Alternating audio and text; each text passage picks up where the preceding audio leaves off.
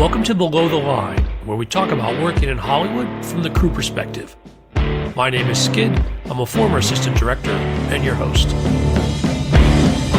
Quiet on the set. We're deep into Oscar season here at Below the Line. This is the 9th of 12 episodes with panels of film industry professionals discussing the Oscar nominees in their category of expertise. Today, we're talking about film editing, and I've got returning guests. Christopher Angel, you're a triple threat writer, director, editor. You've been editing for over 25 years, and your credits include James Cameron's Expedition Bismarck and Gary Shandling's The Making of the Larry Sanders Show. Welcome back. Thank you. It's so nice to be back. Thanks. Amy Duddleston, you're a film editor with 30 years in the industry, and your credits include Mare of Easttown, Gus Van Sant's Psycho, and Love and Death. Glad you could make it again. Oh, it's my favorite time of the year. Well, it is my favorite time as well. Don't tell the guests on my other episodes. But this one's always a lot of fun. Listeners, if you want to learn more about Chris or Amy's credits, imdb.com is your resource. Search for Below the Line, find this episode, and there, with a click on their names, it'll take you right to their full Hollywood credit list. Okay, here we go. The 2023 nominees for film editing are Anatomy of a Fall, The Holdovers, Killers of the Flower Moon, Oppenheimer, and Poor Things. We're going to discuss them in that order, and spoilers are possible, so consider this a warning. An embarrassment of riches is what it is. It's a very interesting selection of movies. Really, yeah. We got a lot of things to talk about with this. Yeah. One note that I will put out here at front, and again, I'm a bit of a broken record on this, but while recognizing our below-the-line compatriots by name, I do occasionally mispronounce some of them. Chris and Amy, you should correct me if you notice I get anything wrong. Otherwise, you're equally responsible, I'm sorry to say. So, oh, no. There are a few exciting names in the mix. Yeah, there's some names that I should have probably Googled before this. Yeah, well, let's get into it. All right, we're off to the races. Let's start with Anatomy of a Fall, editing by Laurent Seneschal. Oui. Absolument. I loved this movie. Me too. Amy, we always agree, Amy. Probably a problem. I know, you've got to get yeah. I'm waiting to see the other movies on this list if we disagree, but I'm with you. So keep going. I loved this movie. I saw it in the theater and then I watched it again with, my in-laws at Christmas. And it just, I was like, there were so many things going on and it just, and your brain just kept moving. And I just thought it was brilliant. I just really thought it was brilliantly edited. I mean, there was a part down towards the end where you're kind of like, I'm ready for this to be over, like wrap it up. But then something would happen. And it was just really, I just thought it was stellar editing, stellar directing, the writing, everything about this film was top notch. It was just best picture. I loved it. As an aside on editing, I'm going to leave that big pause in there, Amy, and people just have to imagine you shaking your hands in the air when you were talking about that. So we're going for a much more natural approach to the editing, listeners. You probably noticed by now, but we're going to leave that in. I do that. So unfortunately for drama here, I totally agree with Amy. This was I'm actually sad this is the one we're starting with, because for me, this was sort of like the surprise of the year. I think of all the movies nominated in this category, it just stands out as being the smallest. It's got to be the smallest budget. It's sort of less sets, less ambitious on a production point of view. But for me, it makes the editing stand out all the more because it works. And the editing, I can watch it and really see where the editing is making this movie better. And I think for somebody who's trying to look at the editing category, that's an amazing place to be because it really speaks to the technique of the editor.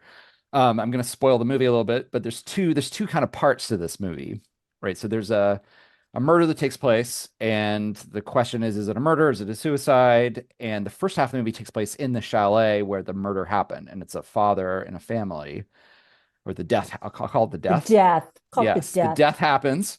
So the first half all takes place in the chalet, and it has its own rhythm and pacing, and it's very interesting because it's the psychological kind of triangle. There's a lawyer who comes in, there's the mother, and there's the child. And then the second half of the movie takes place in the courtroom with that same lawyer, and it's a French style court case, but the rhythm and the pacing of the editing changes.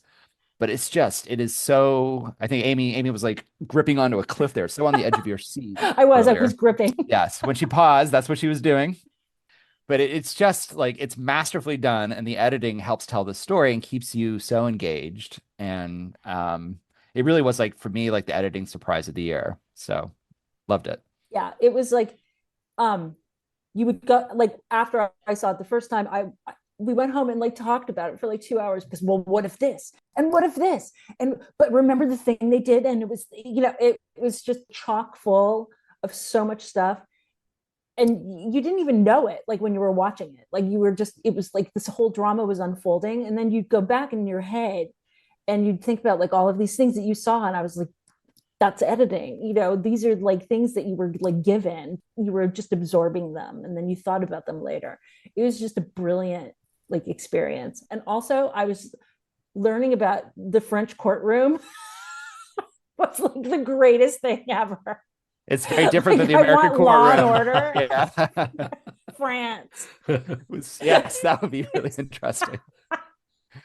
Like, they're just like these lawyers going at it, like having a conversation, and you're just like, what is this? And like everybody would like opine, and you're just, that was crazy. I loved that.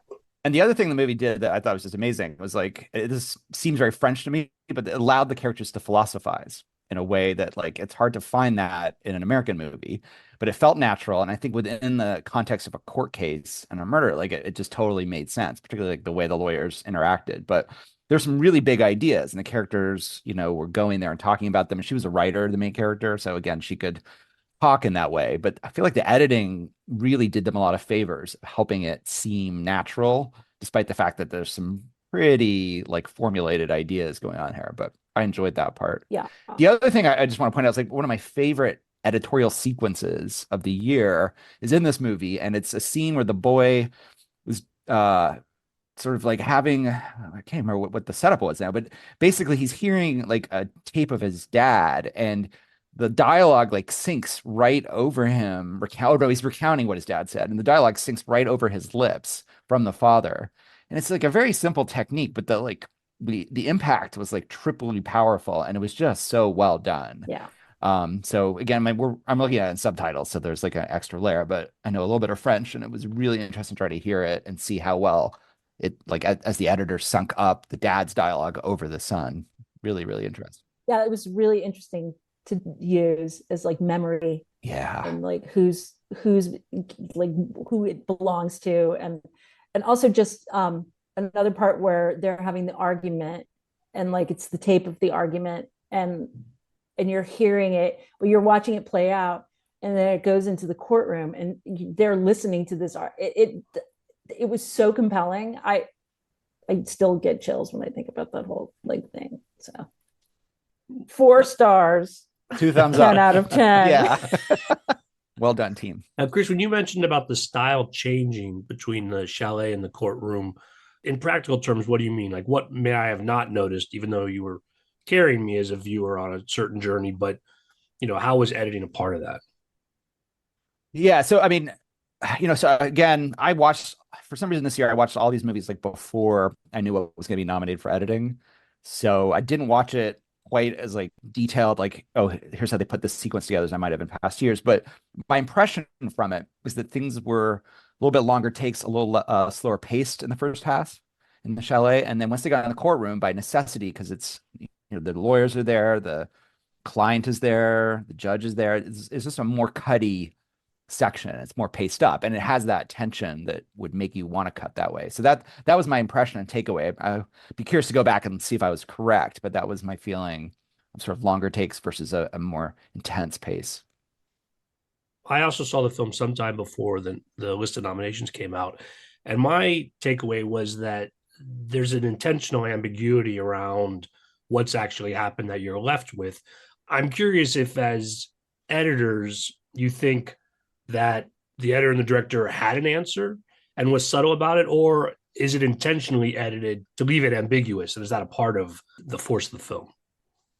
Oh, I feel like she left it ambiguous. It's like they let, like, it's on purpose. It's like you know, Yeah, I'd be shocked if that wasn't in the screenplay Yeah. that way. It felt like it was done very, very on purpose to Like I me. have friends who gone on about like the kid and what he did and like how he like it's really just so many. It's so ambiguous.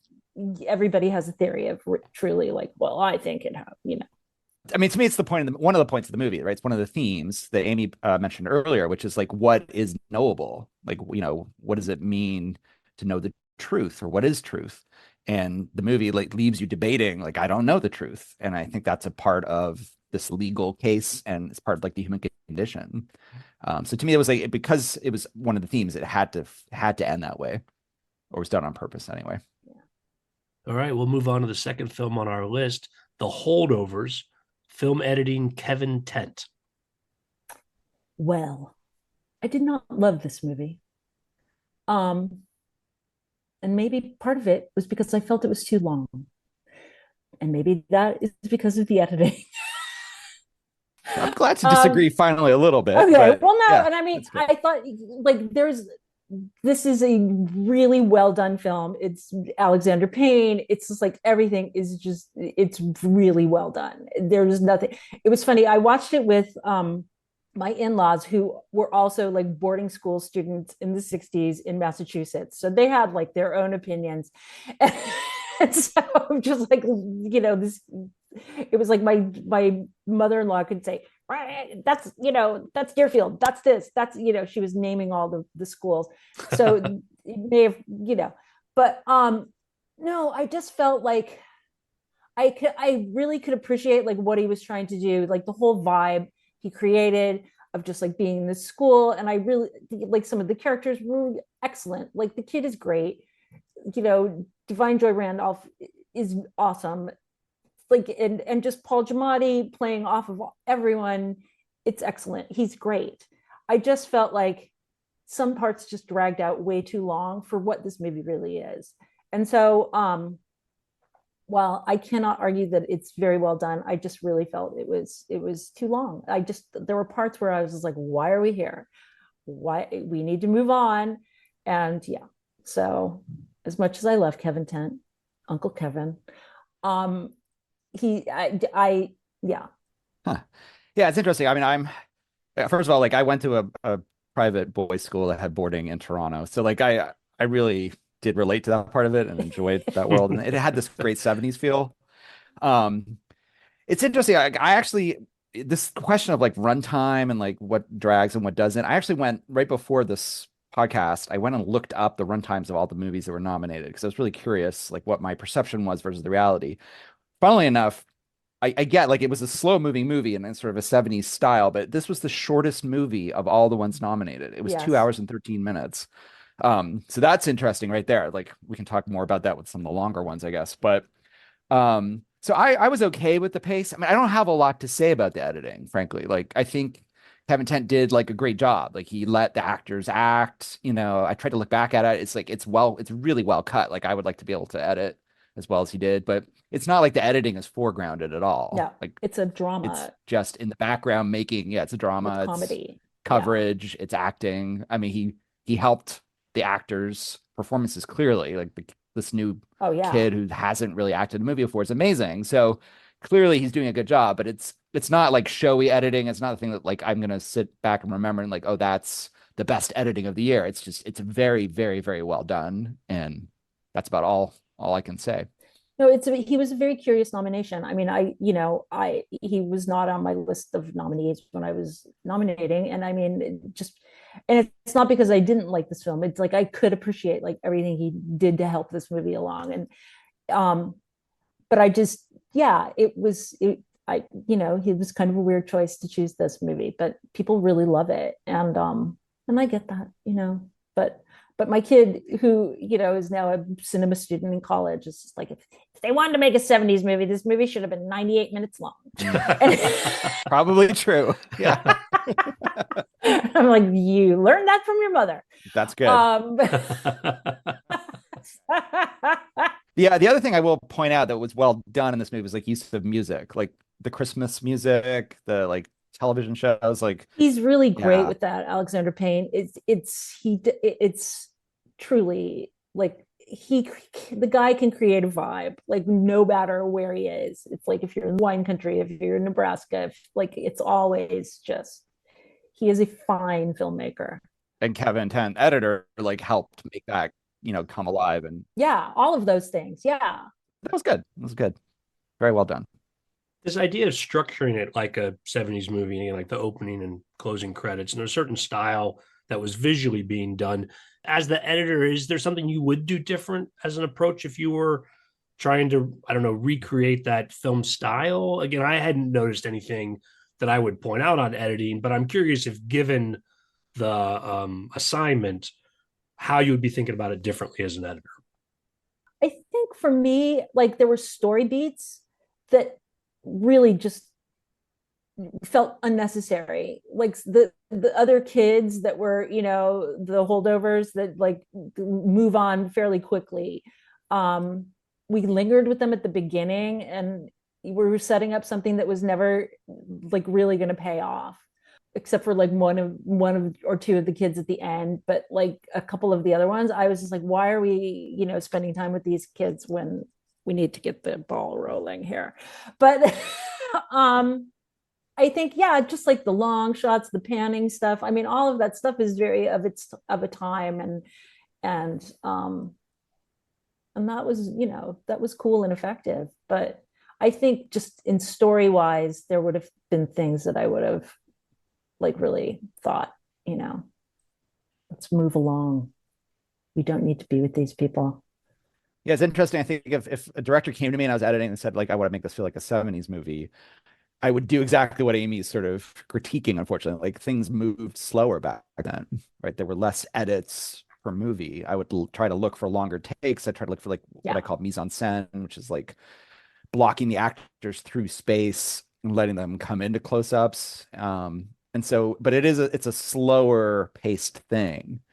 And that's just not the way we make movies these days, right? Where we've gotten more propulsive and more used to like cutty stuff. So, it was a little confusing too, because it's like a lot of this was playing for comedy. And so it's like really, and maybe, yeah, we should give Kevin a little more credit, but like I should anyway, that yes, it maybe of its time, but I just felt like then like just get rid of the stuff that you don't really need, because I do like those long shots and like the long, it wasn't super cutty. It played differently as a comedy than what we really think of as comedy, or like American Fiction, where it was kind of like,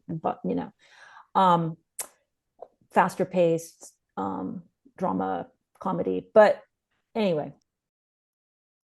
Well, we're not getting any shorter with these other films, no, as Chris not. pointed out. And that'll take us to our third definitely film. Not.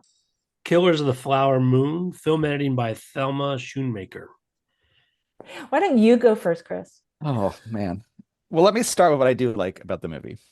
Which will tell you something about what I'm going to say in a second. But I really love the use of the wide landscape shots and like the way then the cutting would jump into closer shots. And like that often was very propulsive, shocking and interesting.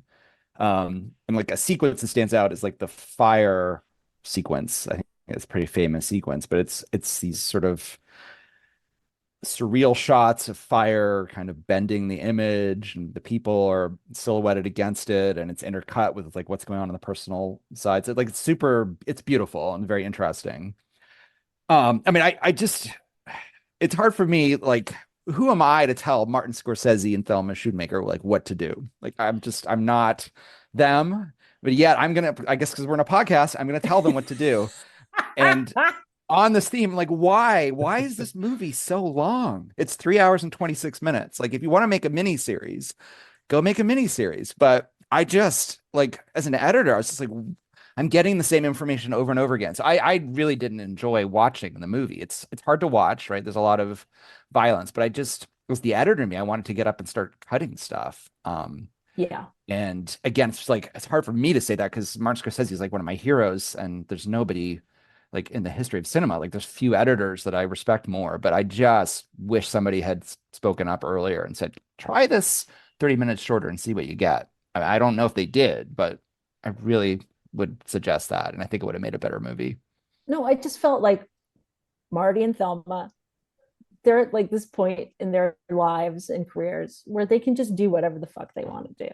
And I just felt like we were kind of like that was our torture. But because like this story is like it's like a very unsettling story. It's an important story. Like it's well told. Everything about it, but why it just dragged on, and it ruined it for me. Like Me too. it ruined it. And I that agree. made me really sad because it is an important story to be told. Like these stories of like Native Americans and how they've been eternally screwed over in America. And I mean, the funny thing is, like, I'll point out, like, we're in the minority. I was curious, Amy, what you were going to say, because we do Yeah. tend to agree, and but which has been fun, sort of listening to you over the years and kind of like understanding, I think, where we're coming from as editors. But I had to go back and I read the like New York Times review of it because I was like, okay, why I'm out of step with like the mainstream on this on some level. And they certainly were getting a lot out of it. Like they loved it. They thought it was like elegiac and like this epic Western, but I just feel like it would have been stronger had it been tighter. I feel the same. Start later. And Leonardo DiCaprio's character, I got told over and over again, like he's not the smartest guy, but he's like being manipulated by Robert De Niro. Like I got it. Like wow, there's like you so don't many have to show us scenes. like every character in the movie pointing this out. Yeah. Like that. Like have some confidence in what you got. Like I just feel less is more. Like I could have. Oh, I don't know. It's also hard. Like again, we've said this in past years, but like I have an emotional reaction to these movies, and that really does influence or color my impression of the editing, right? So then I start to try to like rationalize and figure out what it is about the editing that's aligning with my emotional reaction. And I really wanted to like know more about the female lead. I mean, she was amazing. She's nominated in her category. But I just like the characters seemed underdeveloped compared to the other characters, which was really unfortunate because every time she was on screen, I'm like, oh, like what is going on? Like what? you wanted to be with her like so much. Yeah, Like all of those women, and just like that whole yeah, story was so good. I feel like it was a missed opportunity. Yeah, yeah, just totally. And then the other part of it that was a little hard was like, the original book, which I've not read, but it, dealt more with the FBI. Well, they come in like kind of very late, and there's like a whole other movie suddenly happening. It's like, okay, we've got the FBI investigating what's going on. It's like, oh, that's a separate movie, but we're going to start it here. It's like end of act two. I don't know. It was a lot. it was a lot. They don't have enough time for their movie because they, in 3.5 hours, they still have to have a scene where they all come together and explain what's going on. Like Yeah. you still get all this exposition right in the right, where Oh they my all gosh. come together on a hill. God forbid there's an intermission. Right. And the beginning is also like exposition central. It's like, So much story. oh my Like I'm gosh, like, it's yeah. Yeah, I'm like, okay, I'm taking notes. I got to remember this for like the end. my But kid like, really liked it. yeah, a lot of She's people like, liked it. I was paying attention the whole time, and I was like, well, good for you, honey. Yeah, But I was drifting off, me and too. made me sad. Too But bad. Yeah. yeah, This is an interesting one. I wonder what is about the litmus test on it because we've been talking about it a lot through the various categories. And it's not just a focus on the craft because, again, production design is amazing and costume design is amazing. yeah. But folks from that perspective are often also very impressed with the movie. And there's a strong either you kind of got on whatever ride this was and went with it, or it felt off and it stayed off. It stayed off for me as well. I've gone on record as saying so. I'm with you guys on this one. It's like Chris said, it's like Scorsese is somebody that like we revere, and like film Shoemaker, Raging Bull is one of the reasons I'm an editor. It's Yeah. the thing that like woke me up to there's something else going on besides Robert De Niro punching people. What is this thing? Yes. It was like I was 15 and I was like, there was something, I owe my career to these people. And the same for me with Goodfellas. Like that was the movie at film school I watched over and Oh over my again. People in film school God. know, like I did like an homage to it. I made one because I was like, so like this is amazing. I cannot believe what's going on here. Such a great film. Yeah. But yeah. So I feel like we bring these things when we come, we think, okay, it's going to be brilliant. It's going to be, we're waiting for Goodfellas again, we're waiting for that thing. And, we just get disappointed. And it's sad to be disappointed in your heroes. And it's hard. You have all of Apple's money. You have all of this incredible Yeah. talent around a director who can really do whatever he wants. And Whatever he wants. you hope for something shorter at the very least. That would help. Yeah. That's Is it too much to ask for? just a little shorter. All right. Fourth film on our list is Oppenheimer, film editing by Jennifer Lame. Jennifer Lame. Mm-hmm. Well, I really liked this movie. I thought it was very well done. It was long, and I did feel it, but I will say Robert Oppenheimer was a person who wanted to have it all the ways. And it was like this movie showed all of that. And I just felt like this story was very well told, and it was very well done. And it even, like, the whole thing with Robert Downey Jr., like, who wanted to have it his way, like all of that on top of that, it was a very satisfying experience. I just remember leaving the theater going, that was very good. Not sure, like, I didn't love it, but I was very satisfied when I left. And I just felt like it was a whole experience, and the whole experience was worth, like, my time sitting in the theater. And I thought Jennifer Lame did a tremendous job, because there was a lot of back and forth and a lot of side stuff. And I was never lost in all of those 3 hours and whatever it was. It was exactly 3 hours long. I had to look it up. Totally agree with you, Amy. Again, sorry, podcast listeners. I really enjoyed the movie. I thought Jennifer Lame did an amazing job. And again, it's funny, like Anatomy of a Fall, like there's two worlds, right? It's not really a courtroom. I guess it's Congress, but it feels like a courtroom. And there's like an investigation that goes on behind the scenes.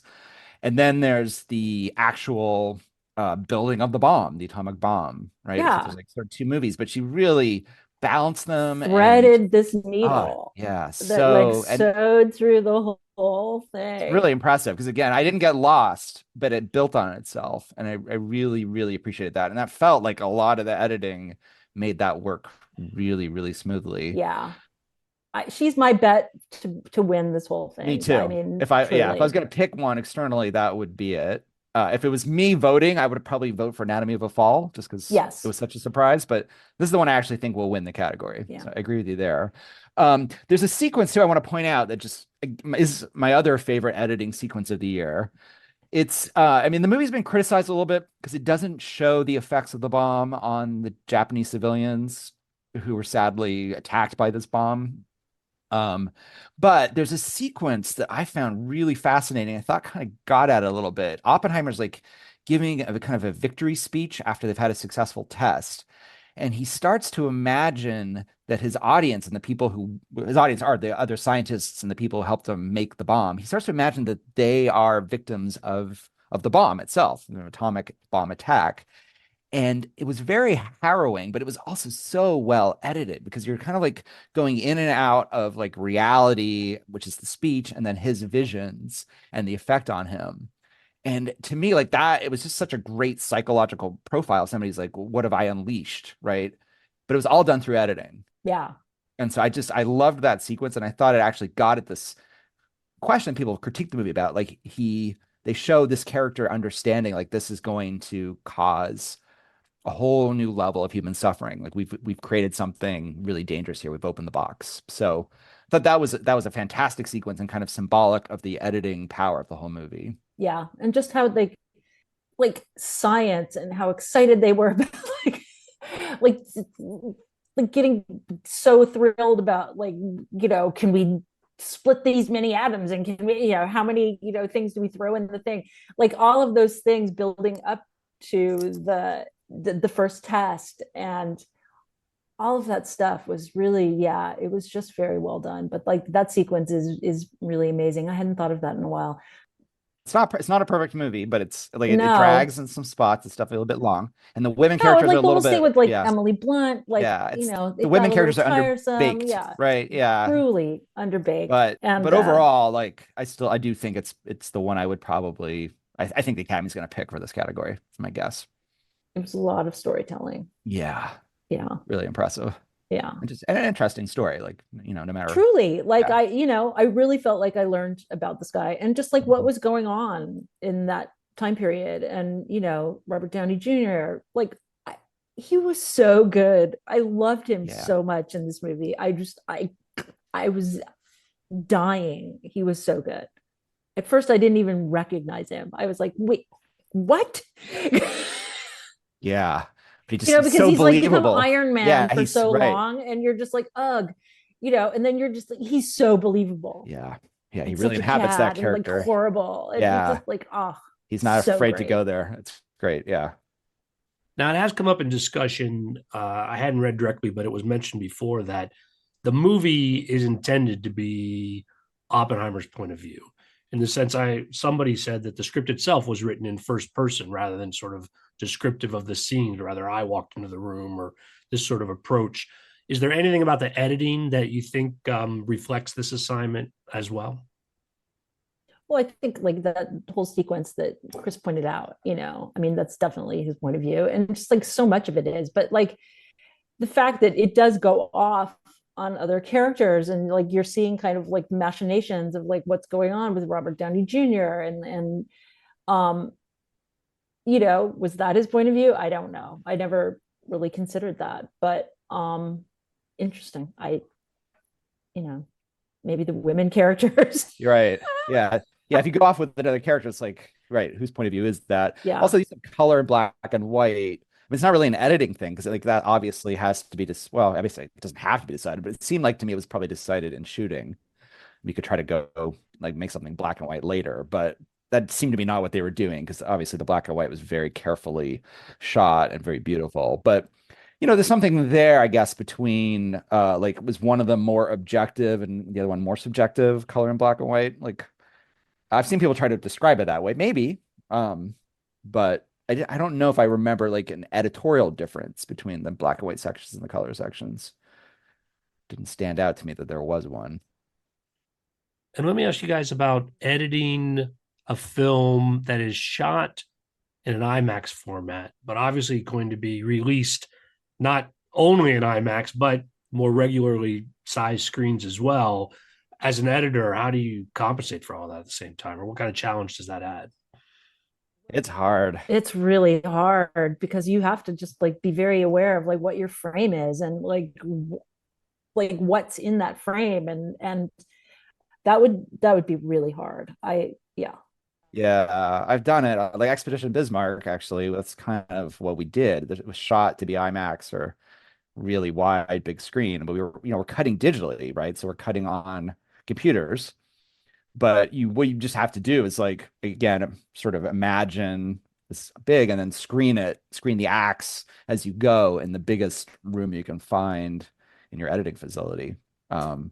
But it does change your editing a little bit. I mean, somebody has to decide like, okay, are most people going to see this on IMAX or most people going to see this, streaming? And you kind of have to like go a little bit one way or the other and let the other one be compromised a little bit. Yeah. I feel like this cut actually to like be evergreen. Like I don't think I saw it on an IMAX screen, but I saw it I on a big saw it in screen. IMAX and it was Yeah, really fun, but I mean, yeah. There's a lot of internal charactery stuff that, yeah, it, yeah, it wasn't like a super IMAXy movie. That was what was so yeah, funny. I mean, it's just like yeah. we're about to talk about Poor Things, which I wish I'd seen in IMAX, but like Me too. Yeah, they'd only shot that in IMAX. seriously. That'll take us right to it. As previewed, the last film on our list is Poor Things, film editing by Yorgos Mavropsaridis. I've probably made a mess of that name too. I'm not gonna. Mavropsaridis. I wasn't gonna try to correct anybody on this because He's a lovely, Thanks for hopping lovely in with me man. on that, Amy. Thanks for hopping in.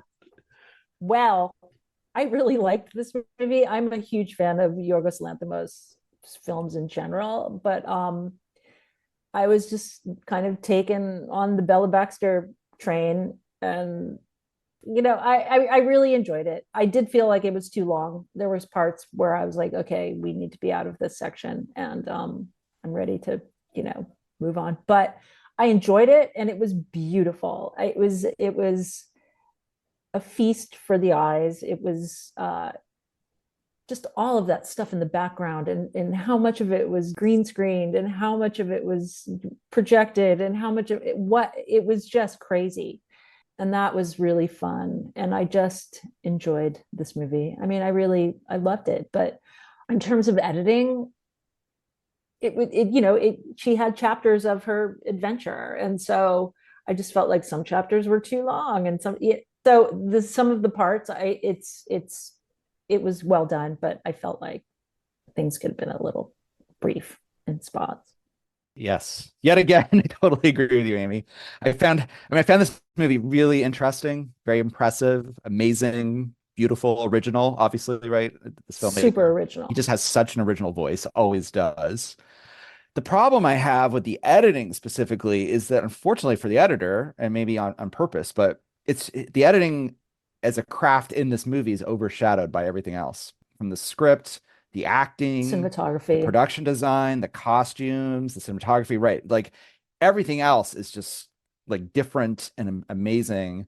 And at the end of the day, I felt like the editing like didn't add much, like it wasn't special. And maybe again, it needed to be like to make the whole thing work, right? And there's a really like odd and interesting tone to this movie, and I think maybe if you tried to do too much with it, the movie would fall apart. It might have fallen apart, yeah, Yeah. because it's like you are following the adventures of Bella Baxter, and you couldn't make it she's quirky. seeing the world, You had, and you're seeing it through her eyes, and it was a very specific thing, So yeah, it couldn't be flashy, but yes, it got upstaged by like practically everything else. Yeah, like the cinematography, like Mark Ruffalo, right? Mark everything. Yeah, kind of like by design, I guess. Like it had to, right, just to keep it unified. But it's too bad in a sense. Like I kind of like. Yeah. I would like to see like, boy, if you press everything else to its extreme, like what would that mean for editing? And maybe again, it just wouldn't work. I don't know, but it was it was well done. And it let all the other things shine. So that's great. Like, but yeah, maybe not, again, not my top choice of all the editing films here for that reason. Yeah. But I did like it. Yeah, me too. Very interesting movie. I liked it as well. And it is interesting to imagine like what would have been more in editing. Like if given the same free leash, or it's a good question. But I mean, as you guys have got me thinking about it when I hadn't before. Like the favorite, he was nominated for that too. Yorgos Mavropoulos. Anyway, and that wasn't like a giantly spectacularly edited film. That was a lot of performance and a lot of like the same thing. It was like cinematography, and so I don't know. It's like a very subtle thing with him. And like, it's very interesting.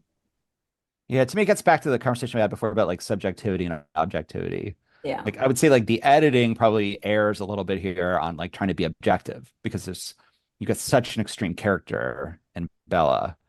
I mean, she's a creation of a scientist. And so it's like, she's learning about life. But I feel like the way I would try is like, can you be more subjective? Like, what is it like to see things through her eyes editorially? What does that mean for some of these scenes? But a lot of it's baked in. I mean, it would be really hard. Like some of those like fisheye lenses and extreme widescreen, like it's really hard to work with that stuff because it's going to jump out. And he did an amazing job of making it all feel unified. Yeah.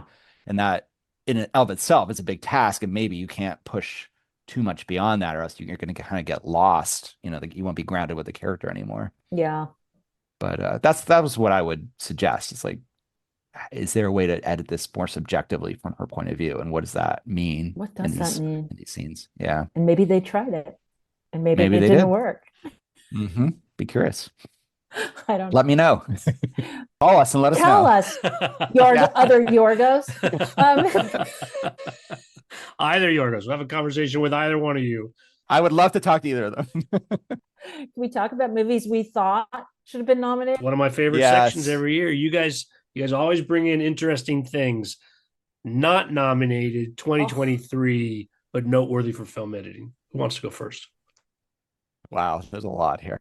All of Us Strangers. That was going to be my pick as well. Like 2 years in a row, Paul Mescal movies. Because if you remember last year, All of Us Strangers was such a beautiful movie that was like fully ignored and so well edited. And so well gosh. edited. Jonathan Alberts. Yeah, how did that not get nominated? How did it just like nobody like paid attention to it. It just got buried in all of the hubbub of whatever. And it was just such an amazing film. And I do hope that in the future people check it out. All of Us Strangers, it was so beautifully edited. And it just moved me. Like I cannot stop thinking about this movie. Like when I saw it, like I could not stop thinking about it. And then I can just like conjure up moments of it, and you know, you'll like be shopping at a store and you'll hear that Pet Shop Boys song and you are just taken to that place and you're just like, oh my God, you know. It's so emotional, it's so beautiful. I really wish it had been nominated for best editing. Me too. I had to actually look up, like stop and see like what year is it eligible, because I was like, why is it not nominated? I actually was totally confused for a little bit, because editing makes that movie work. Like it's so integral to that story, and it does work, and it's a supernatural thriller and it's a love story. And it's just, it is subjectively done through editing. Like it is a master class. Reflections and like just such like it's an incredible film and just so well done. And I also felt like Past Lives was also really well done. I loved that movie, and just on an emotional basis, and like the economy of storytelling that they had, you know, it was a very low budget film, and I just felt like it was just really beautifully done. Those were like my two things that I was kind of like, and maybe and like I don't know, American Fiction was really fun. Like all of Us Strangers is my number one. And me too. And I was surprised that Maestro wasn't nominated in the editing category as well. Not my favorite movie of the year, but like I did not like that movie, but the music sequences are very, very good. Yeah, they're very good. Really well edited. Like they're very good. Yeah. I mean, the movie itself is like a little bit too long, a little bit episodic, but those music sequences are just beautifully done and very moving to me. So again, I was surprised that wasn't nominated over the Holdovers, but boy, I wish that All of Us Strangers got nominated for editing. I really do. I'm glad you feel the same way. 2 years in a row that little Paul Mescal movies have, for me, been the one that has not nominated for editing. So Paul Mescal, I've got a script for you. Come call me. We'll work together. I'm on your side here. Paul Mescal movies that are very sad, that are both really, really sad Paul Mescal tear-worthy. I mean, that would be the problem. Did you see All of Us Strangers? I did see it, and I just think people were so sad they didn't vote for it, and it's really, it leaves you like, even it was too sad. We even think, and we're not, since we didn't announce it up front, we're not going to do spoilers on it, but I can see editing is what makes it work, and it's just such a rug pull, the whole thing, that you just are left sad. There's no other way that's editing effective. Sad. But Killers of the Flower Moon is also just so dark and sad. Like so dark and sad. And then, but you didn't leave like you just felt like really unsettled. Like it was a different feeling. Like yeah, and then it leaves you on a radio show thing from the middle that doesn't really seem to fit with anything at all. And so I'm left less sad and more just confused by the end of. True. That's a good point. It's just like, it doesn't, the way it summarizes is not as, again, to the point, Strangers is just focused in a way that by the time you get to the end and everything is sort of played out, you're like, wow, what am I going to do with this? That's to its credit. True. I recommend it for editing as well. Well, on that note, we'll call it a wrap. Great having you guys here, as always. Thank you for having us. It's so much fun to get to have these conversations. And thank you, listeners, for listening in. Thank you, Amy. Thank you, Chris and Skid, and everybody for listening. And I love talking about these movies every year. It's always a good time. I appreciate you guys thanking the listeners as well. That is my next bit. Listeners, we appreciate your feedback. You'll find my contact info on our website, below the line oneword.biz. That's BIZ. Are you enjoying the Oscar episodes? We're enjoying the Oscar episodes. Join us again, and please subscribe to the podcast if you haven't already. Closing credits, thanks to Curtis Five for our music and John Wan for our logo. The logo is available on t-shirts, mugs, and stickers at redbubble.com. Let's see your mugs, guys. You guys are owners of the mugs. They're out there, folks. They're great. To all of our listeners, I do appreciate you, whether or not you buy a mug. Do rate us wherever you are, however, and tell your friends. Thanks again from Below the Line.